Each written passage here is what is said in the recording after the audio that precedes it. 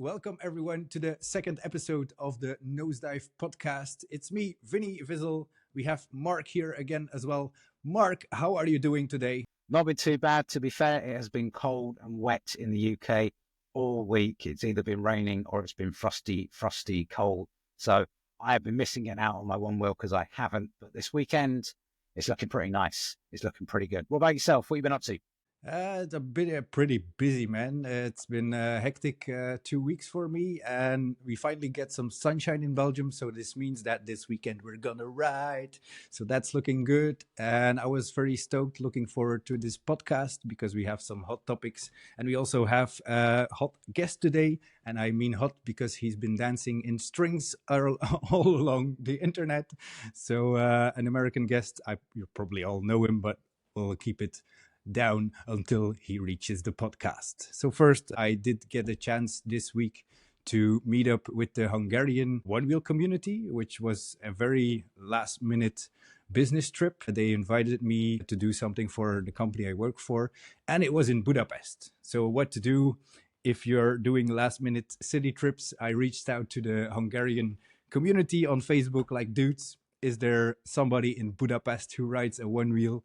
And luckily, some of our very good friends that we already met in some of the events reached out and mentioned that they are actually living there, was very close by. And within the hour, the group ride was set, the one wheel was arranged, and everybody was very stoked to go riding. You've got to love this community for the fact that you can just rock up pretty much anywhere, drop a note in a Facebook group, and you are there. I am so jealous. As I mentioned Vinny a couple of weeks ago, I was planning on having a short break in Budapest, and I researched the city. I've looked around. It's a beautiful, beautiful city. And then I get to sit there on YouTube and watch Vinny's video of riding around Budapest at night, and it looks absolutely epic. Is it a sweet spot to ride? I mean, it looked like a sweet spot to ride. Yeah, definitely. And I got very lucky. It was dry. It was cold there, but very dry. And it was the second night that I was there for the business trip. And after work, immediately took a cab, went to meet up with the boys. And it was a very warm welcome. They were very keen on showing me around. There's lots of culture in the city as well, lots of beautiful architecture. And yeah, for one-wheeling, it's amazing. Like right in front of my hotel, we had a big citadel, like a mountain arising next to the river with some cool parks. Immediately found some one-wheel spots, banks, some sliders, some stuff. And we started out along the river. Every bridge, every foothold of the bridge has some really cool architecture, which is rideable. And then we went through the city. There's a big island in between the river where we have a big park. So there's something of everything. We kind of were looking for some trick spots and found loads of interesting stuff. If you haven't tapped into it yet, check the video. It's an awesome culture over there. It looks such a nice city to ride around. It reminded me a little bit of, went to Copenhagen. And all around Copenhagen, there's a lot of bicycles. So everywhere where there's a rise and there's a stair set, they're usually quite narrow, low stairs. And there's a strip of pavement in the middle of the stairs going up as well. So I just stood there a million times going, I wish I had a one wheel. I wish I had a one wheel. And yeah, I know if I'd gone to Budapest, I would have tapped the guys up as well, and hopefully they could sort me out. So you wouldn't have taken your own board. So did you borrow someone's board while you were out there? Or? There were two options. I had the option to rent a GTS over there, and there was a very stock classic XR, and a real OG classic XR. It's gonna start getting confusing, man. Yeah, and the GT is just not my cup of tea. I think it's too heavy, and we were planning on doing some street stuff, so I just pulled it off on the OG XR, which was phenomenal. It was a Vega. I didn't know. I didn't ask when you said stock. I was like, how stock is stock? So. Yeah. The beautiful, wonderful Vega. We'll ask our guest how they taste. Then 3-year-old grip tape, tire pressure that I didn't know what it was, didn't know the settings, but it was so much fun. You just got to roll with it. Yeah. Pun intended. You just got to roll with it and see what you get, and not worry about what is underneath your feet. Just have some fun, and it looked like you had a whale of a time. Yeah. And I still love that XR machine, especially for street stuff. It's still my go-to. So. I kind of love it. The OG XR is going to get confusing. It's going to get Can't call it a classic, and that could be why. That could be why they call it a classic XR or the XR classic. So you can't call it an XR. Oh God, confusion reigns. The confusion reigns, and I understand that confusion. Very, very clever. I applaud Future Motion for that ability to confuse everybody. What I've noticed in the community this week, and is a big thing, is some sad news, but with a positive twist as well. That Cricket Moore's dad had a health incident, and is requiring some lifelong term care now, and his plea, I suppose, is request out to the community for some help with financing, because obviously it's very different over in the States.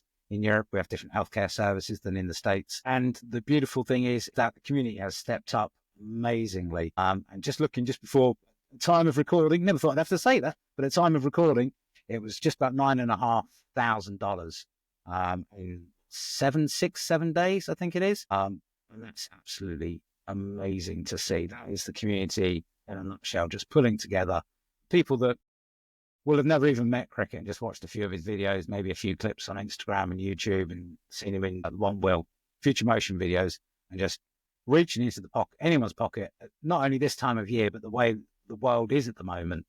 Cost of living is hitting everyone, helping him out. And we'll put the information out there for Cricket's GoFundMe and a link to that in our episode description as well on YouTube and Spotify. And I'm getting a bit emotional. I can feel I'm getting a bit emotional. Where that comes across, but getting a little bit emotional just thinking about it. It's a beautiful thing that people are doing for him.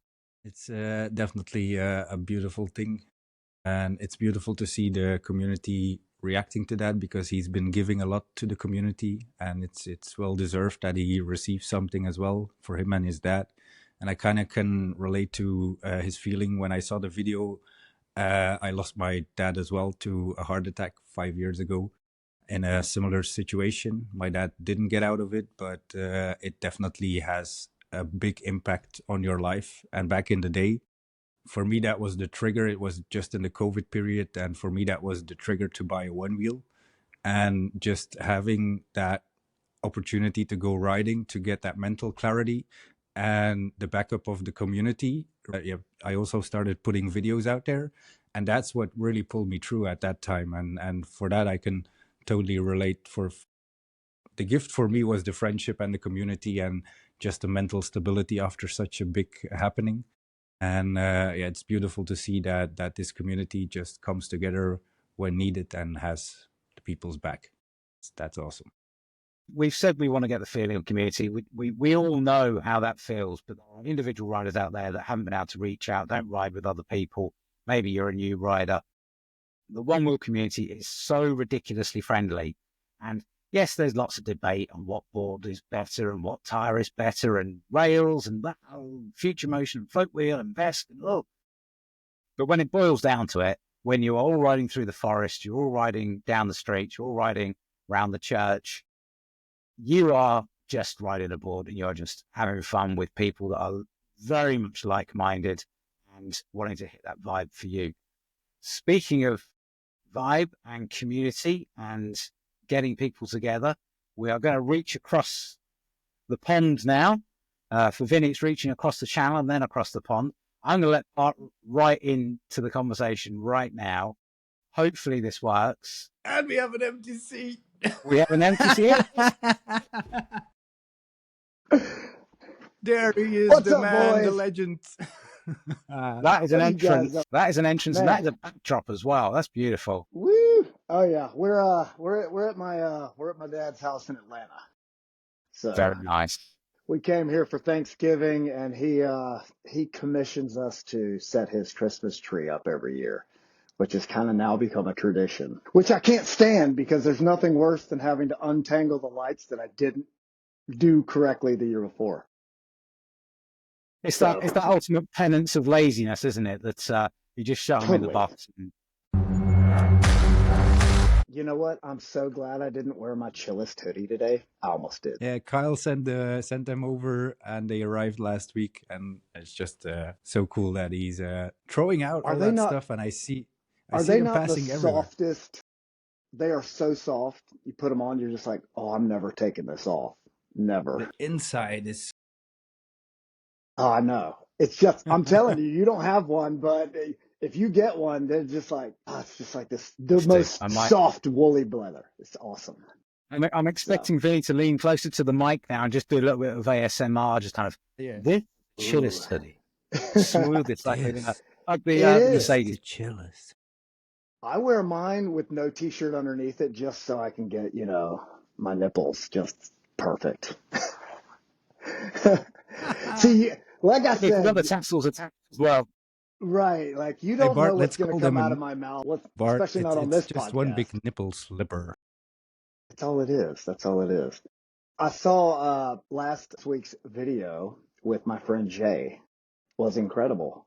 Isn't he just such a little force of nature for being as young as he is? He's just got so much charisma and so much talent.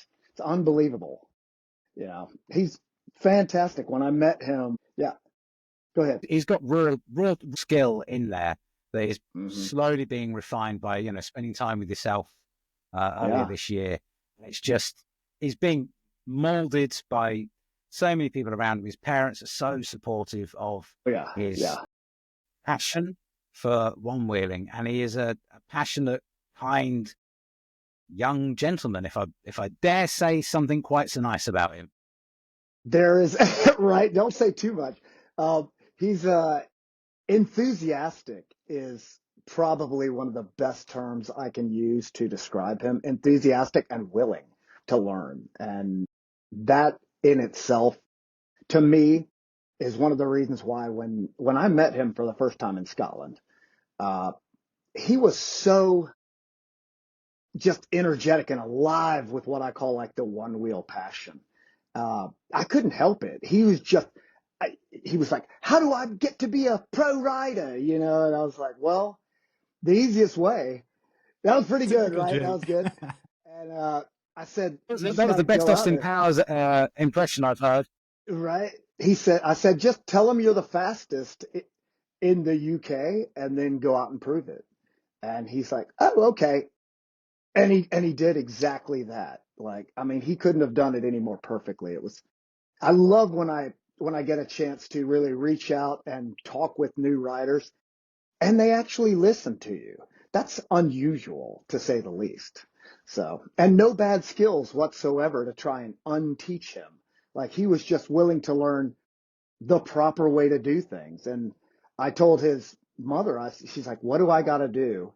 And I said, the best thing that you can do is send him here to the United States to race with the best riders in the world.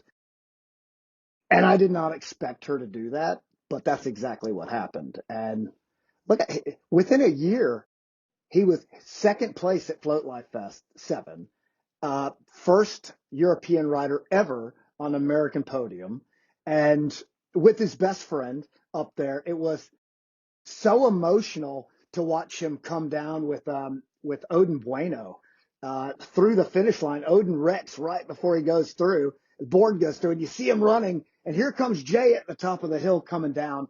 The most epic thing, and Odin running up there and putting his board down. You see him trying to get on it, and it's not engaging, and he's panicking. And right when he gets going, shoo, Jay goes by him and clinches the victory. And the whole place, there was hundreds of people down there watching. The whole place just erupted. It was one of the best races I've ever been to, and just to see those, it was epic. That's why I love doing this. It's fantastic. Passion. We were talking the passion in the community Yeah. before. Vinny's just jumped across to Budapest, and we hooked him up and helped him get aboard and go for a lovely ride around Budapest on a business Yeah. trip. And then we would just talk about Cricket more and his father's situation and the GoFundMe he Yeah. set up, and just seeing the community coming together. And that, if you can encapsulate that as something that nobody, how many people has Cricket met? Probably lots, but more on the internet. Just some heartfelt posts and people going, yeah, here's some money. It has, It's amazing. it's one of those things where, in this community, one of the things that we have really strived to create was this sense of the ability where you can just come in, and it's not the best thing to say, but I'm like the one wheel community. like, we don't do background checks. You know, you're in. You're 100% in until you give us a reason to out you, which is pretty hard to do because we're so accepting. In any other sense of the word, it's just, it's amazing how inclusive we are. We don't really have anybody that we're against, unless you tend to be one of those people that really just grinds everybody's gears and are unpleasant to be around. Which, if you're riding one wheels, how could that be possible? You know? Yes, you've got to be chillest. Dare That's I it. throw it back and give you a little promotion there? But yeah, it's just a situation where you're all just riding together, and it is just there for the chill, the vibe, the community, the fun, testing your skills, or just cruising in a straight line. Everyone is just there just to have a bit of fun. It's a toy. Right. Yeah. Whatever you want to call yourself, a pro rider, a professional rider, earn yourself tens of thousands of dollars for racing, it's still just a very expensive toy. And that's what it is.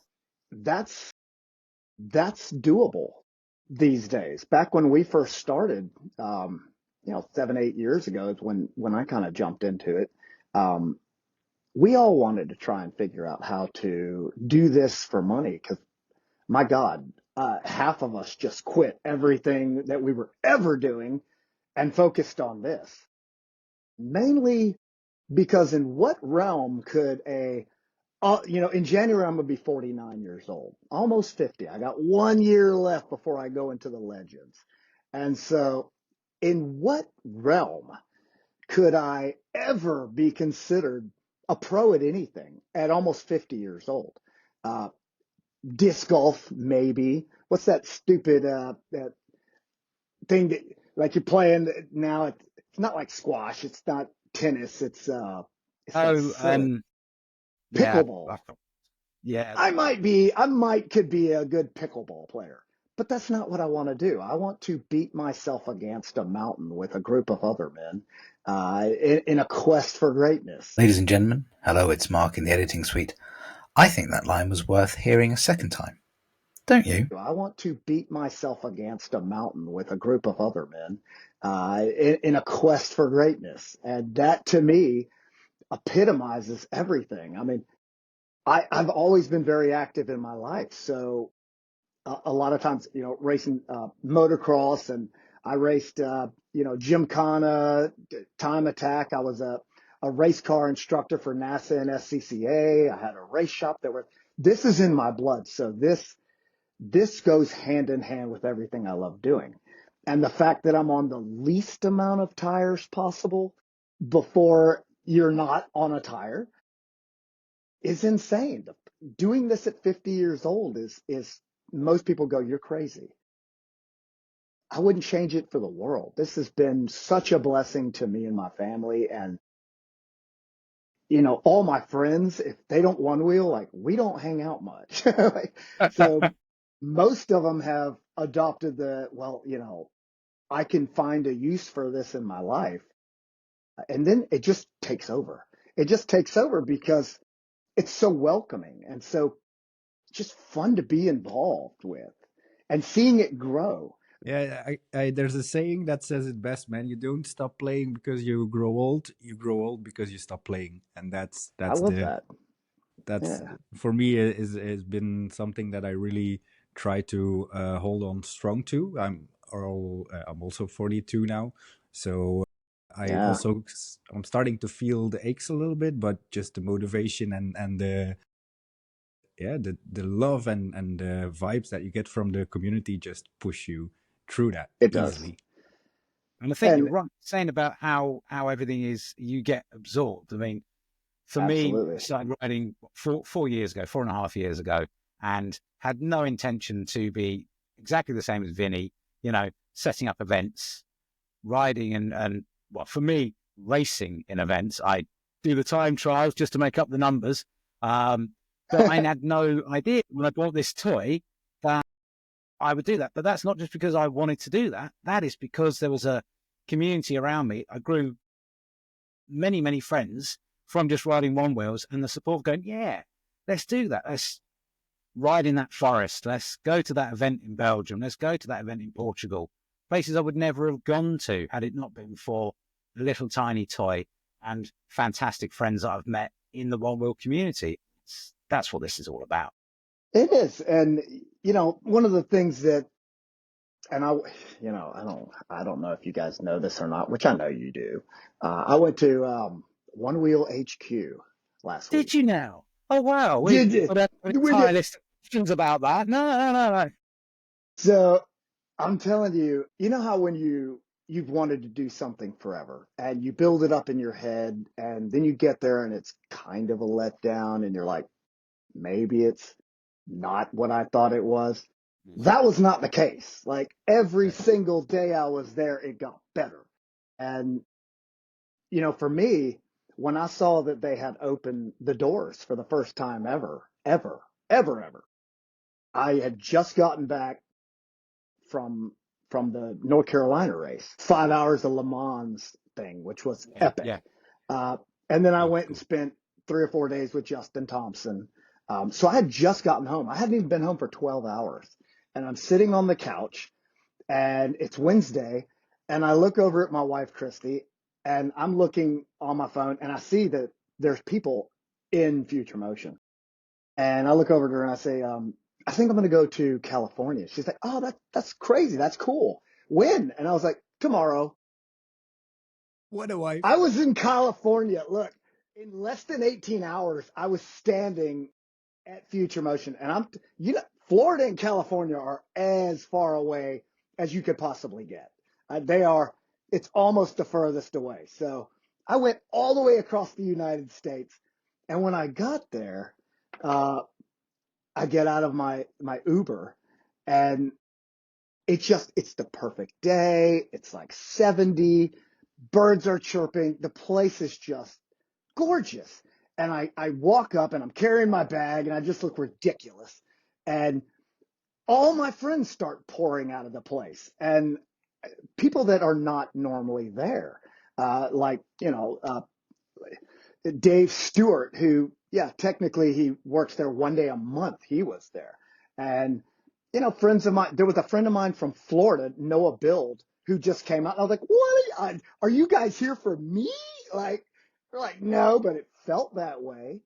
And they couldn't have rolled the red carpet out any better than they did. They made me feel so important and so loved, and just the level that they went to allow me the access that I wanted after, God, 6 or 7 years of trying to get out there. Do you think Bart's answered our first questions of FemHQ? Do you think that was quite hits the button without having to ask you the question, man? I think so.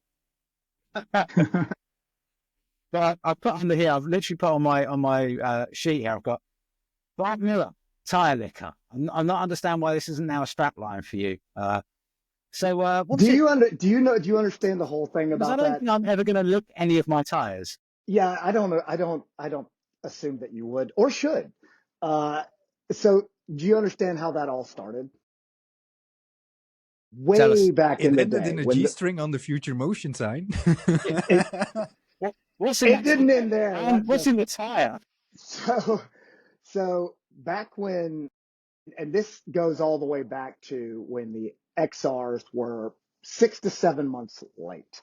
I had sold my version 1. I think it was maybe June or July when we heard that there was this XR version, this extended range coming out. And so we all jumped on it and ordered it, but it was 6 to 7 months after when they said it was going to show up. They said it was going to show up in January. And I was like, oh, perfect. Just in time for my birthday. Mine didn't show up until almost July. So my birthday. I was everybody that got theirs was so excited. And I can't remember who it was, the first one that did it, but they were like, oh, I'm so excited. And they're like, and he licked the tire and he's like, yeah, it tastes like a one wheel. And we were all like, ew, why would you do that? That tire came from China or Malaysia or somewhere, God knows what's on it. But then it became a thing to lick the tire almost like it's mine, you know, and then you lick it. You're like, I've licked it. It's now mine. So we started doing that. And don't ask me what possessed me to lick a tire that had been in future motion for 8 years, but I did it. I did it. And it tasted like Teen Spirit. It was amazing. It's exactly what I wanted it to taste like. And they now have my DNA. But yeah, it's awesome. And, you know, to be able to ride the very first one wheel ever made by him, chain driven. And I was like, can I ride this? And they were all like, no. And Kyle was in there and he goes, yes. And I was like, oh, no way. And he put it down, told me about it, went through it. And then they shot a little video and I was just so blown away by their generosity to, you know, and I don't really deserve the accolades that I get there. I mean, I don't sell one wheels. I don't, you know, make anything for one wheels. I don't create revenue streams from one wheel parts. I don't do anything that creates any kind of monetary gain for myself. If anything, it's more for others. So, and it's just, I would argue that you do a lot for one wheel in your energy that you bring to everything one wheel related. And therefore you are an advert of the personification of one wheeling, the energy, the love, the kindness, the friendship, the hugs. You're a hugger. man, We all around that. I am a hugger. Yeah. That's fantastic, that Mark. I appreciate shows the that. vibe. It's, That range. I feel like, and like, don't tell anybody this. I know we're on a podcast, but so many good things are happening to me lately. And it's bothering me a little bit because I kind of feel like a Make-A-Wish Foundation kid, hopefully without cancer or anything. But all these good things are happening to me. And it's like, is the boom about to drop? Like, what's going on? I feel so, it's been amazing. And like these last 6 months have just been fantastic. Things just seem to be falling in place that I've been waiting to happen for so long. And now they're all happening. So I'm kind of like, well, I can either look at this as a good thing or is this the end of my time here or what? I don't know, but it feels, Final bit send off. yeah, that's what it feels like. It's like, oh man, all these good things are like, well, now what? But there's so much more coming down the pipeline. I kind of see it as you being a fire starter, and you started a lot of fires with people, and now the smoke is arising, and people notice it, man. And people are really thankful and grateful. You've been doing great things. I've kind of seen in your videos that you've not been in the best place as well, and Onewheeling has done so much for you, and it's beautiful to see that you're giving back on that essential thing that you got from that one wheel. And I could touch on that a little bit if you want me to. You know, I was a big drinker not long ago. You know, I've been sober now for a little over 2 years. October 16th. It's weird that I remember that exact day. It's not weird, but I had a phone call from Rachel Cecil. Y'all know who Rachel Cecil is. Diesel Cecil. Mm-hmm. She has the most winningest female rider, the most winningest rider, one-wheel rider, period. She called me up one day, and this was after Float Life Fest 5, I think. And she said, you know, I was racing with a beer in my hand and just really not putting on my best foot forward. And she called me up. She said, you know, I want to talk to you. Something about the commentary at this race, which was Rachel Cecil and Rin and Javier Starks. And you can even watch the video back where I'm racing down through there. And apparently I was wearing my wife Christy's number accidentally. I guess we got them confused. And they were describing me at the starting line. And she's like, oh, it's Bart. Like, you know, fantastic rider, really fast. And then they jumped in and they were like, yeah, has this famous nosedive video while he was drunk and blah, blah, blah. And it wasn't bad, but it wasn't flattering. And she called me and she said, the way they described you, it wasn't the man that I know. And it certainly wasn't the man that I would have described you as. It kind of puts you in this little box of something that you did years before, and it just doesn't fit your narrative. And she said, I want you to try and understand the extent of your reach. And I didn't understand that at first. But then as she kept talking, she said, what kind of image are you trying to portray to people in this community that you keep saying, be the best version of yourself? Is you racing down a mountain with a beer in your hand and them saying, if you race down this mountain with a beer in your hand, you're going to get disqualified. And I was like, I can't wait to be the first one-wheeler disqualified from a race for drinking a beer while racing. And that was kind of where we were back then, but that's not where we're at now. And the level of professionalism that I'm seeing in the one wheel scene almost requires that we behave a little bit better than we have been in the past. And it's not just a joke and a fun thing for a lot of us. It's real. And we are creating this new environment that we want people to come into. And if we keep this level of, just, oh, it's fun, who are we going to be handing this off to? It certainly won't be the kids that are coming up, because they won't come. It won't be the adults that were turned off by that sort of activity. And it certainly won't put me in the light that I want me to be in when I'm on camera or around people that are wanting to learn from me or emulate me or something like that. So we have to be a little bit better versions of ourselves, especially if we're going to be somebody that others are looking up to. So I changed my tune right then. You have I think that goes back to what you were just saying about all the good things coming to you now, in that you have become an ambassador of the sport. And if you're seeing so, that element of personal development and progression within yourself, and that atmosphere that you bring, as I've said, you bring a buzz, an energy.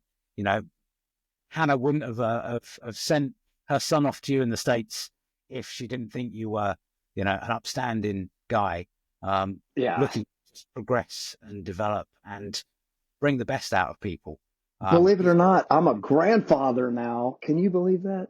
A grandfather. My son is 25. He turned me into a grandfather. He got married, I've got this little baby. So like when it comes to Jay, I can't help but feel this. Like I want to help the upcoming generations. And I've been in so many aspects of racing growing up through my life. And this is so unusual. And I know you guys feel the same, because if you've ever been in auto racing of any kind, or any kind of motorcycle racing, boat racing, the last thing you would do in the world is give away your secrets. Let somebody look under the hood of your car. Much less let them drive your car. We go to these races and people are like, you got to ride my board. You got to try it. What's your setting? Oh, these are my settings. Well, what lines are you taking? Oh, this is the line I'm taking because it's faster. Why would we do that? I'll tell you why. Because we want the other people to do better. We want to have this experience where, the boards are virtually the same, unless you're including, various vesks, higher levels of vesks in this. Most of them are the same speed. And it really takes a very special kind of person to eke out a little bit faster time. And that comes with training yourself, your mind, your body, and knowing entry and exit speeds, straightening out the course instead of, you see these guys going like this and I go straight through the middle regardless of what's there, period. I just hit it. And teaching the younger generations that has been a very important lesson for me to learn, because it does upset a lot of my team riders. They're like, why are you helping other people? I was like, you're a pro rider. I don't have to tell you that. you know what's fast. And I said, you should be the fastest version of yourself. And the slowest you can be is when you wreck. So run 80 to 85%, give yourself 10 to 15% leeway for if anything happens. If you're running 100%, you have zero chance of making it if you have an issue. And so I've had to slow down a lot of my pro team riders with the Def Punks, and some of them with the Team Dynavap. They're so fast, faster than I am considerably.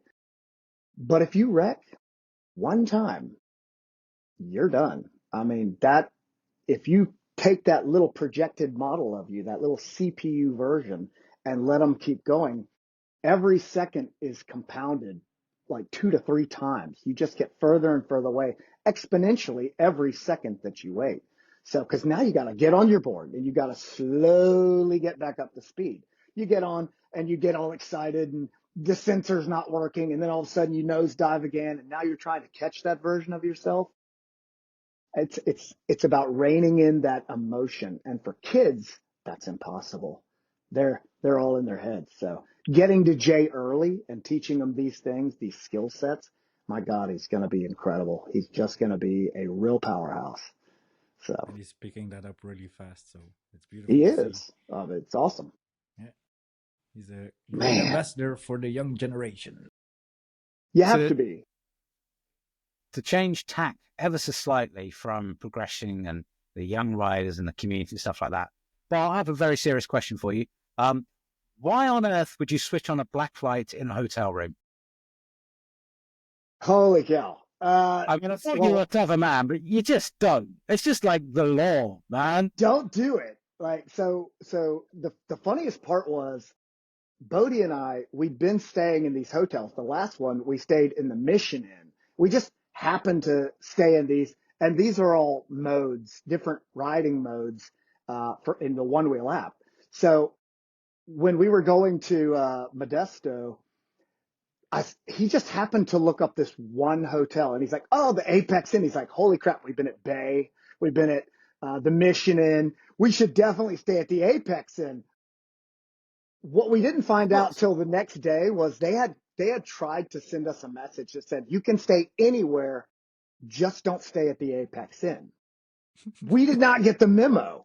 So we get in there, and I buy these little OLED lights, these little lights from the guys at Oak City. They sell them, and they're great. They got little lasers and everything, and they were in my bag. And I was like, oh well, this would be a funny time to look and see it. So I pull it out, and I'm like, hey, Bodie. And he's like, oh, no. And so we flip it on, and we're looking around there.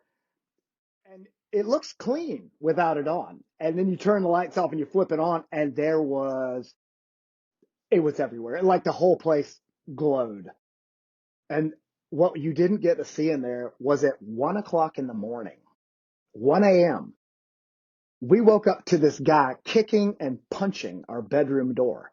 Like, wham, wham, wham, wham, wham. And Bodie and I are sleeping in this one queen size bed, wasn't even a king, together. And I was like, there was one pillow in the room too, which Bodie they gave him one little thin one too to get. So Bodie gets up, and I'm like, well, I'm not answering the door. It says not to on the back of the key. So it's like, do not answer the door. So Bodie, he gets up, and the guy stops. So Bodie's like, all right, well, Bodie goes to the bathroom, and then bam, bam, bam, bam, bam, bam, bam, really loud. And Bodie peeks his head back around, and I'm like, I'm not answering it. Like, so he goes, and he puts the chain on and the little latch thing, and he like creaks the door open, and he's like, everything good, bud? You okay? And the guy's like, I will be when I get my shit back. And Bodie's like, what shit? He's like, my dirt bike. I need my freaking dirt bike back. And we're on the second level. We're on the second level. There's stairs that went up to get here. And Bodie's like, we don't have your dirt bike, man. And he goes, isn't this Mike's room? And I could hear every word from the bed. Isn't this Mike's room? He's like, no, man, this isn't Mike's room. And you could just hear it in the guy's like, oh, my apologies. And like, He just very politely walks off. Bodie shuts the door, and then you hear bam, bam, bam, bam, bam. Next Another door, door. all the way down, and then like he and another guy are fighting in the parking lot, apparently over this dirt bike that we did not have. But it was like one thing after another just kept leveling up the Apex N to make it exactly why we never rode in that mode. You know, this is why we never rode in that mode. So Now you know. it was an experience. I'll tell you that I'm very glad we had that experience together at the Apex N, because we wouldn't have these wonderful stories without it. That's the And thing. sometimes you got to look at the glass as, half full, not half empty, because these memories that I now have from that thing with my good friend Bodie, and he has them too. We'll never forget about. There might be points of that trip that I'll forget, but I'll never forget the Apex N. Like never. Are you the brand ambassador for Apex Inn now? I mean, is that their tagline? Yeah, I'll never forget. I might the as well Apex. be. And it's the Good idea. experiences. That's why we're doing this, for the experience. Your friends Yeah. that you're meeting right now, these friends are going to be lifelong friends who you can really rely on and count on, almost more so than your friends from the past, because you have this one thing that is so powerful that binds you. Because it's a firm decision to stay on a one wheel. Once you've been on it and really wrecked, if you're going to stay on that, you have something really in common with the next man that does this. It's a firm decision, and it binds us. It's like the glue that holds us all together. It's why we keep coming back for this. It gives us this Yeah. wonderful, warm feeling of community. So that's why y'all are in it. That's why you started this Nosedive podcast, to get more of that. And I'm glad you guys did. Awesome. We've needed it for a while. Appreciate Yeah, that. it all keeps the sense of creating alive, and that's the thing that really embodies the one wheel community, because it all starts with these stupid trips and stupid stories, but if I see now what has grown from that, it's just amazing. The friendships, the adventures that we have, there's very little that can come in between that. Now I know there's this is where Vinie steps in, because it's going to get a bit technical, I think, with the conversations. I am the idiot at home who doesn't even understand how one wheel works. I just ride the damn thing. Fun. But I know Vinie is itching to talk to you about the XR Classic and what that All is. right, let's hit it. What it's like to ride. Yeah, so I saw your review video with you comparing the flat rails with the recurve rails. So I think you have a pretty good impression after your trip of how it feels. How does it compare with the OG XR? That's my biggest question. Okay.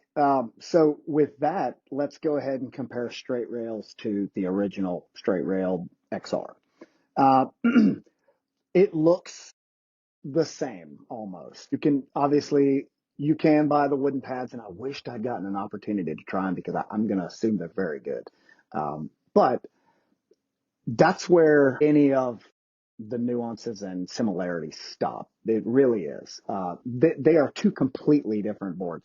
The XR Classic feels so refined. I've been predominantly riding my 84 volt Vesk, which I absolutely love, with, the Tech rails, 357 rails. I have a tune which I adore on it. At Oak City, running 35 to 37 miles an hour on it, felt very comfortable. So to go from that to the XR Classic, the XR Classic felt very similar in its tunes, in its new firmware. It gets right on the edge of the tire, and it will just sit there very much like a Vesk. I said, have fun on a one wheel, get dizzy on a Vesk, because you could not do that on a one wheel. It would drive the nose in and just plow the nose in when you tried to do it. But a Vesk, you could vomit, you could get going around so fast. That's no longer the case. The new XR Classic is very, and I hate to use the term, but very Vesk-like. In the way in the way it rides, Bodie and a lot of the pro riders, which from what I understand, it's really Austin Silver and Mercedes Silva that are doing a lot of the tuning. So they are listening to the community, and the community is saying, this is what we want from our one wheels. And before they never had that. So we were getting what Kyle and what Julian and certain other people who weren't real, they're riders, but they're not riders. And having this now, we're seeing so much come out of One Wheel HQ right now. And the new, I don't want to say too much. Screw it. Hopefully we're getting a new update for the GTS and the GT to accommodate them as well as the XR Classic rides. And one of the things about the XR Classic with the straight rails is that they asked me what I would like changed. And I took all the big wigs out to dinner. The last night I was there, and sitting across the table, we went to a very nice steak restaurant, and they're all over there, and I'm on one side, and there's 4 of them around me, like here. A real board meeting. Yeah, it's what it felt like, and I was so blown away that they gave me this opportunity, but I forced them, and you can't say no to me. It's very difficult, and so they asked me, like, what would you like to see out of this board? And I was shocked that they asked me that, because the board is very, very good. But there was quite a few times where I was overriding the board because my Vesk is so fast that my entry and exit speeds are faster. I mean, you're getting double the amount of power, if not more than that, out of an 84 volt Vesk with no limitations, running, 130 amps current to the motor to 150 versus 90. And then you're also looking at the way the design is. So it's got to be designed for everybody. Can't just be a Bart Miller XR. I wish it was, but that's why we have the ability for Vest. This is really how that's come about for those of us who wanted a little bit more. For everybody else, the XR Classic is so good. It's just so good. So what I asked for was I'd like them to raise the mile per hour on the XR Classic and the GT to about 22 miles an hour to 23 miles an hour, which they could very easily do. And the main reason is because 20 miles an hour, we get there so quickly. I mean, you just get there so quickly. It doesn't seem like you're going anywhere. That's where the GTS really started to move forward, was the 25 hour, top speed. You can cruise at 23 to 24 and you're like, all right, I'm getting somewhere. Now I'm getting somewhere. So in order to keep up with most people that have a GTS now or a Vesk, you really need to go, 22 to 23 miles an hour to have a vested interest in group rides. The other thing is that I would like to see about 20% more power out of the XR, mainly being, and I know you saw in my videos with Bodie, I was flying down through those trails. And the reason I was so out of control is because I was running 20 plus miles an hour in pushback the entire time. Yeah. So, it's riding like this, and all of a sudden I go downhill and I'm dragging the tail because I can't get up onto the nose, because it's trying to slow me down. The problem with this is that the new XR, it has the same run out platform as the old XR. So really good for tricks. So as you jump off the board keeps rolling and you can do your little steps. I've seen you guys doing it, jump back on, run it under tables, jump back on it, it still rolls. The GT and the GTS do not do that. So one of the things I asked them for was a toggle switch on there so that you could turn on more automatic braking. So when you came off, it really braked hard for racers like myself, that when I was going down through there, if you come off the board just freewheels and keeps going. So instead of chasing your board down half as far, it just keeps going. I asked them for that. but these are all things that are in the realm of capability for them to do just by making a few little tweaks. So we'll see what happens about that. You guys are the first ones to hear about this.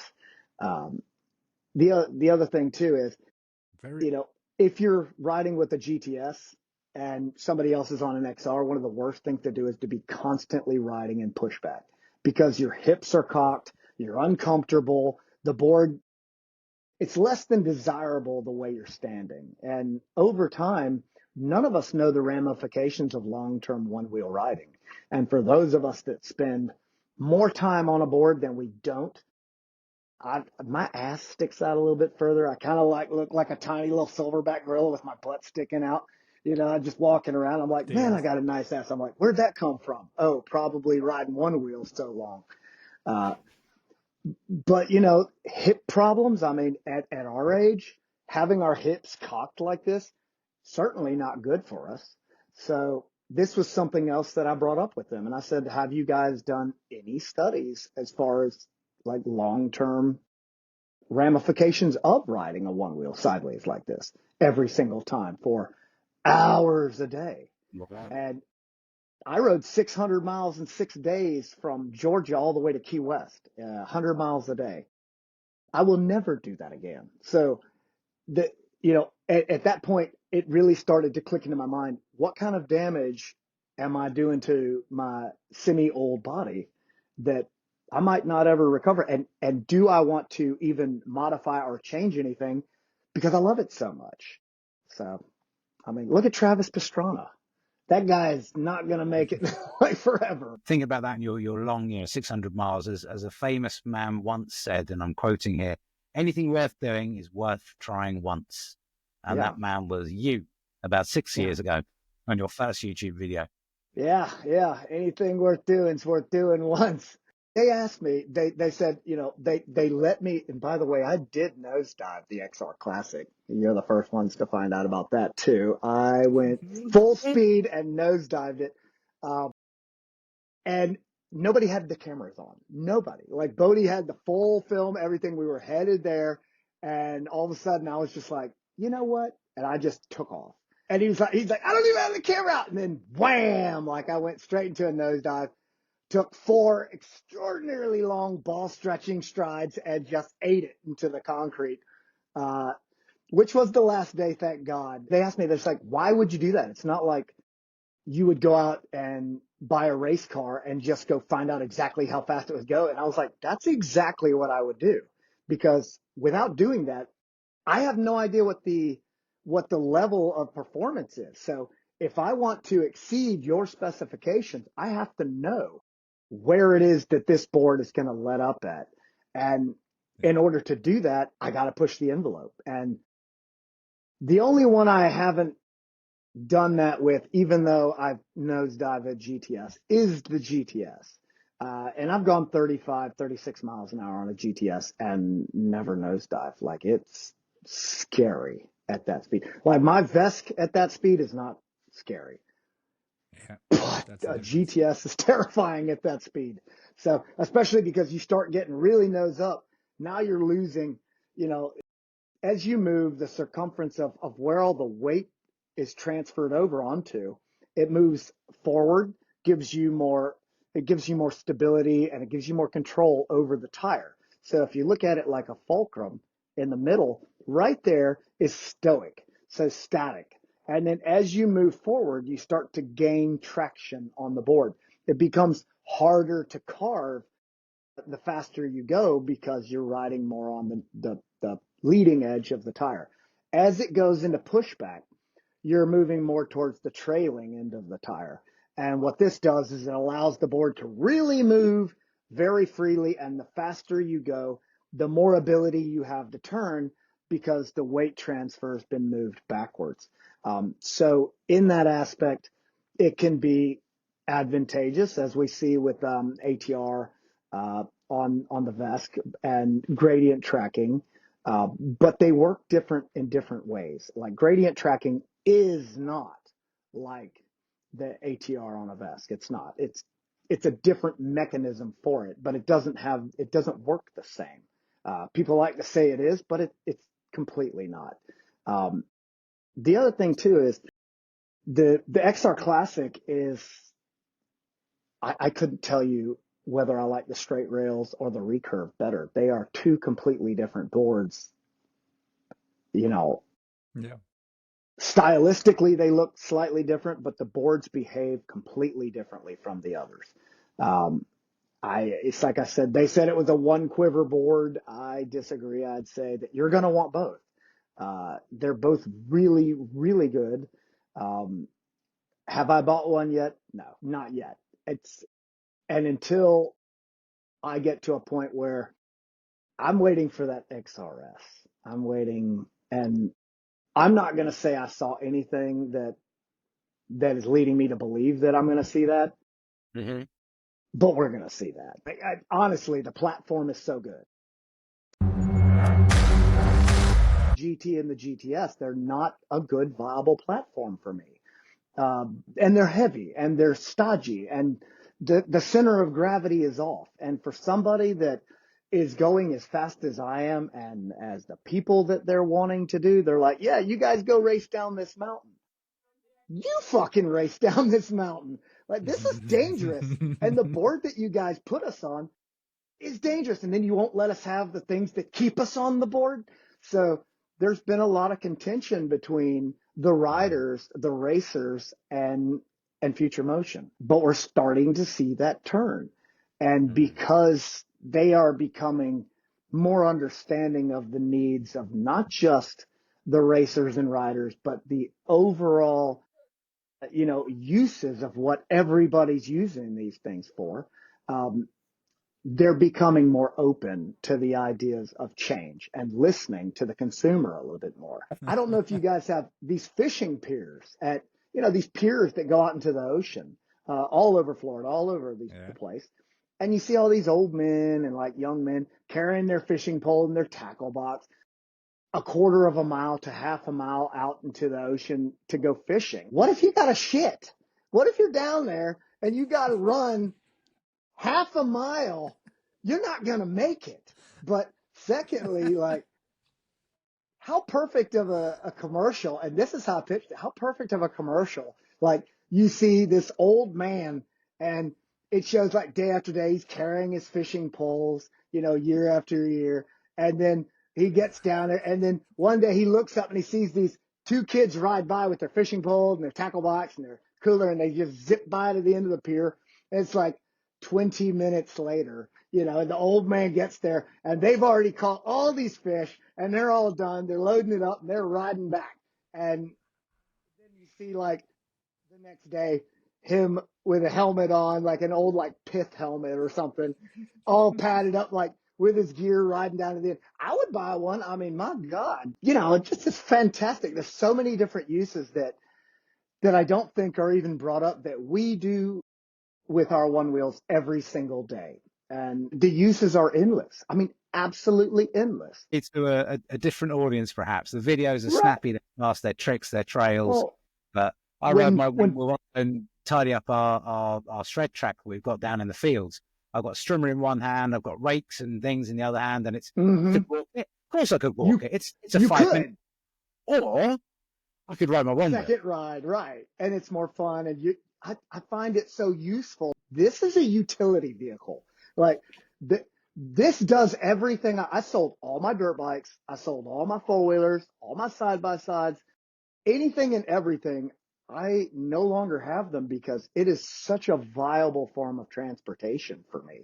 I couldn't imagine. And my family, like, if we want to go see something, we bring our one wheels and we can see the entirety of everything in hours instead of days, and just watching it go by like a movie, like you just seeing it go by and you're smelling the different smells and you're feeling the wind and you get that sense of togetherness and that sense of, it's so enveloping having all these things around you that you lose when you're in a vehicle or you're in a car.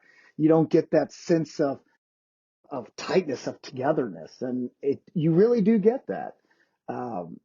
I can I love it. elaborate on that because last week in Budapest, I was there with some colleagues for work, and they also set up a little tour with one of the colleagues over there to go walk in the city. And I met up with the one wheel community. And when we joined back, they were like, "Yeah, we did like 2 miles, and we went to the Christmas market. And where did you go?" I checked the app. We Like, saw everything. we saw the Like, whole freaking thing. everything. I love it. Yeah. And it's getting to the point where there are enough one wheelers now. There wasn't before, like, 8.5, 9 years ago, it was like seeing a unicorn, farting rainbows. It was like, what?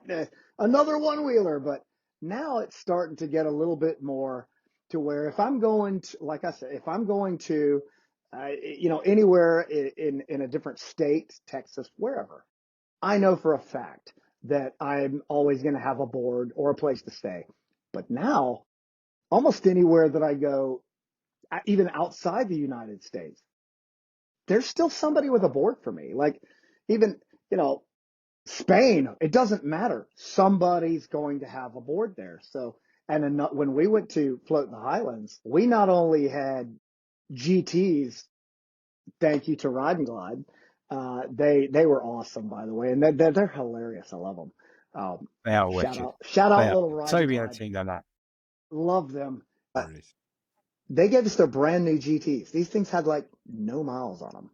And they were like, here, you guys race with this. And I'm like, are you sure? And they're like, absolutely. We'd love for you to. And they were so pumped that Christy and Zoe and I were racing on their boards. And they're like, we're going to save these. These will be like, we're going to have, and we signed them and stuff. I was like, are you serious? Like, this is crazy. And it blows my mind. People are like, Bart, can I have your autograph? And I'm like, for what? I don't, what do you want my for? Maybe to finalize the interview, how is it to be inside a one wheel family? Because the whole family is almost a pro rider within your little Yeah, hub there. So how is it to live in such a environment? it's tough because you're not the only one who is getting these accolades. And for a lot of people, they're like, I'm the one wheeler, and the rest of their family kind of supports them. So having my wife be a pro rider and, at the level she is at the very top, she's been to Race for the Rail for 4 years straight. She's like, I think I want to go to Race for the Rail this year. And I'm like, I want to go to Race for the Rail this year. Like, whatever. And then she has gone every single year. It's impressive. And my daughter, she's been racing longer than most people even know what one wheels are. She's been riding since she was 5, and she's 12. So she's going on We're talking 13. about Zoe, yeah? Yeah, Zoe. She's We're talking about Zoe, yeah. incredibly fast. The thing is that I had to step back a little bit from racing in order to accommodate them racing. We found out very quickly that if both of us got injured, who's driving home? Zoe? I don't think so. So I have told her, I was like, this year, Daddy's gonna try to go. I'm gonna try it. I'm not gonna try and get to Race for the Rail. I'm gonna win Race for the Rail this year. I'm gonna give it every single thing I got, and if I can't do it, which I can, then I'll ease my way into the Legends class the year after and just decimate those guys. Which, it's fun having people that challenge your ability. And there are a lot of guys in the Legends that are Michael Eritz and all these guys. They're just so fast. And they're about to have to get faster. So, Oh, yeah. but I'm Bart is gonna do it. I'm gonna give it everything I got. I better pad the hell up because these old bones break. When I'm at these events, how immersed and how energetic it's feeding me, and I'm not all the time like this. I mean, most of the time I'm like this, but when I'm there, I can feel this electricity, and the other people, like Bodie really throws it off, and I really throw it off, and there's other people in the community that are doing the same. So if you get to interact with us, which you will, because we try and give everybody the time that they want with us. So we give of ourselves at these things. And normally after these events, we're exhausted. If we go to an event, it's normally a week or so for me. I take a week when I get off just to,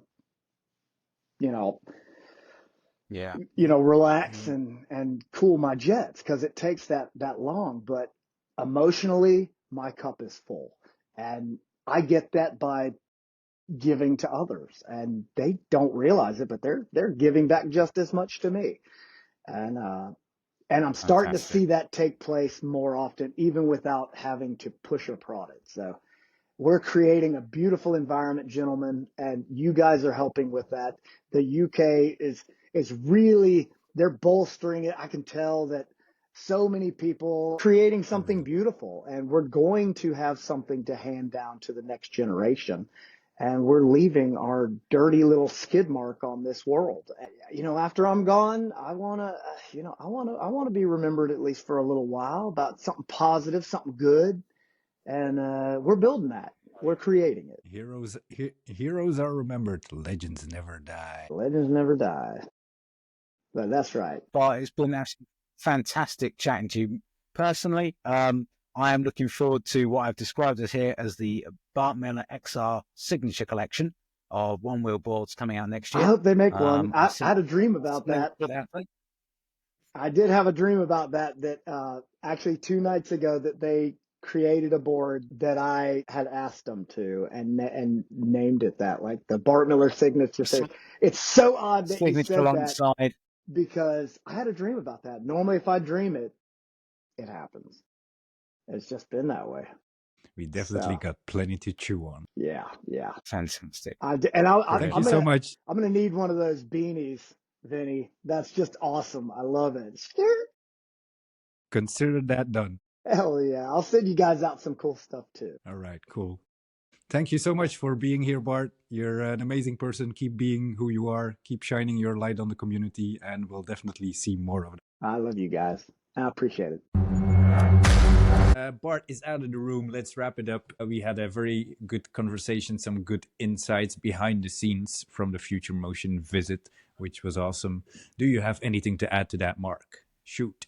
It was an amazing opportunity to chat to Bart, and we could have chatted to him for another 20 minutes after we finished the interview. In fact, we did chat to him for another 20 minutes after we finished the interview, and that could have gone on for hours. We've already told Bart we are going to have him back again, because he brings so much energy, not only to a podcast, to a chat, but just to the One Wheel community overall.